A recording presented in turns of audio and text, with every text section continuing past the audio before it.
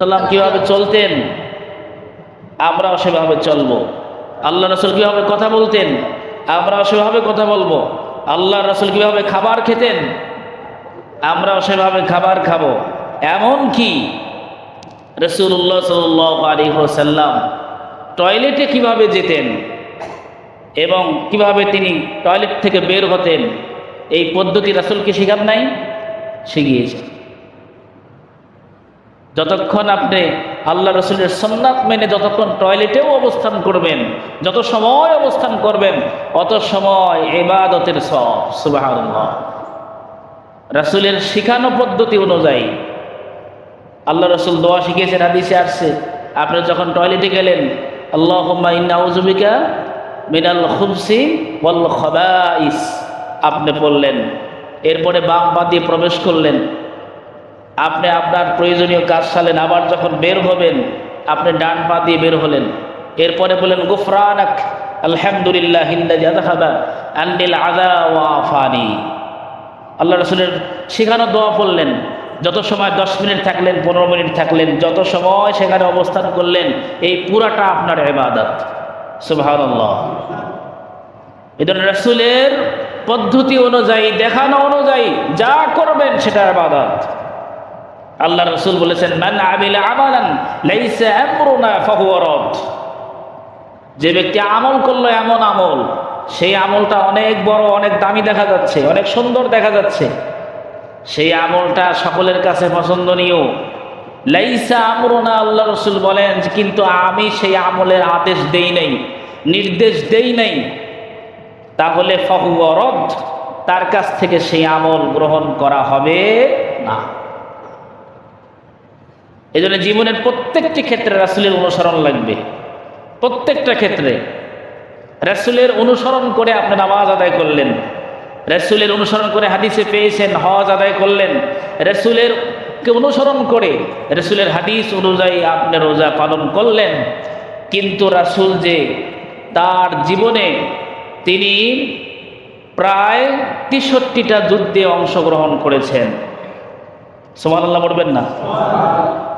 জিহাদে অংশগ্রহণ করেছেন, কিন্তু আপনার জীবনে জিহাদ নাই। এখন যদিও জিহাদের কথা শোনেন, যদিও জিহাদ ফরজ ইবাদত, এটা তো আপনি করেনই না, আবার যদি নাম শোনেন জিহাদ তাহলে আপনার কাছে জঙ্গি মনে হয়, ঠিক কি না? আপনার কাছে জঙ্গি মনে হয়, মনে হয় এটা জঙ্গি। যখন আপনি এটা জঙ্গি মনে করেন, এটা আল্লাহর একটা ফরজ বিধানকে আপনি বিধানগুলি দেখাচ্ছেন, এটাকে অপছন্দ করছেন। এর জন্য আল্লাহ তাআলা বলেন যে ব্যক্তি আমার বিধানকে মানা না মানা নয়, যদি অপছন্দ করে, অর্থাৎ সেটা অপছন্দ, তার কাছে এটা অপছন্দনীয় হয়, তাহলে আমি তার জীবনের সমস্ত আমলকে বরবাদ করে দেব। এজন্য খুব সাবধান। আপনি মানতে পারছেন না, আপনি অপারক, আপনি অক্ষম, সক্ষম নন, ইসলামের কোনো বিধান আপনি মানতে পারছেন না, আপনি অক্ষম।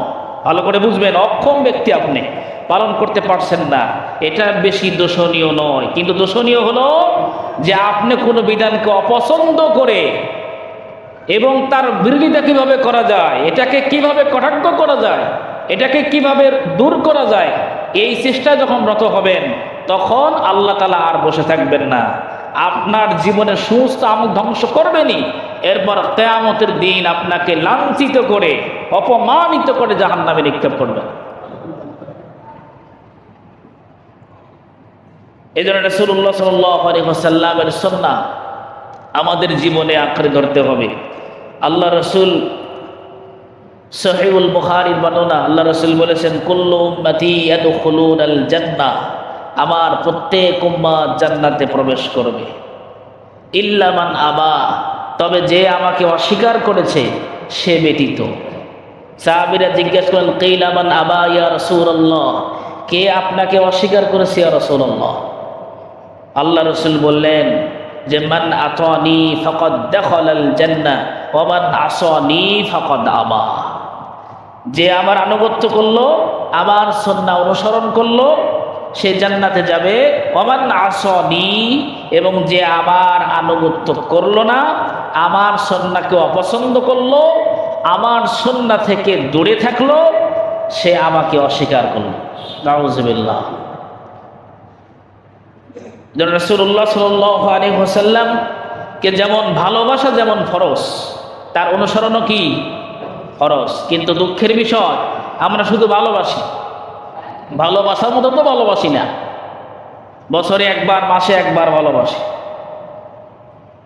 মাসে একবার দিন করে সেখানে কিছু দরুদ পাঠ করে রাসূলকে ভালোবাসা দেখাই। বছরে যখন রবিউল আউয়াল মাস আসে তখন আমরা রাসূলের প্রতি ভালোবাসা দেখাই। এই বছরে একবার দিন, মাসে একবার দিন করে রাসূলকে ভালোবাসা, অথচ সর্বসময় রাসূলকে ভালোবাসা। রাসূলকে ভালো না বাসলে ঈমান পরিপূর্ণ হবে না। রাসূলকে অনুসরণ না করলেও যেমন ঈমান পরিপূর্ণ হবে না, রাসূলকে ভালো না বাসলেও ঈমান পরিপূর্ণ হবে না।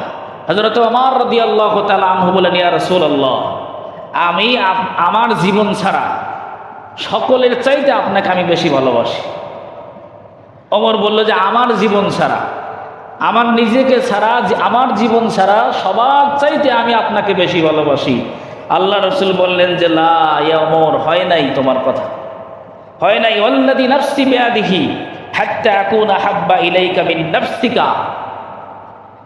ওমর, আল্লাহর শপথ, সবার চাইতে এমনকি মিন নাফসিকা, তোমার জীবনের চাইতেও আমি রাসূলকে বেশি ভালোবাসতে হবে।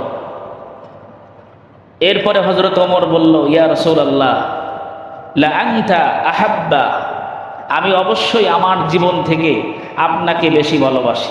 সুবহানাল্লাহ। আল্লাহ রাসূল বললেন যে ইয়া ওমর, এইবার হয়েছে, এইবার তোমার ঈমান পরিপূর্ণতা লাভ করেছে। এই জন্য রাসূলকে ভালোবাসা ঠিক আছে, ভালোবাসাও ফরজ, ভালো না বাসলে ঈমান পরিপূর্ণ হবে না। আবার শুধু ভালোবাসা নয়, রাসূলকে অনুসরণও করা লাগবে।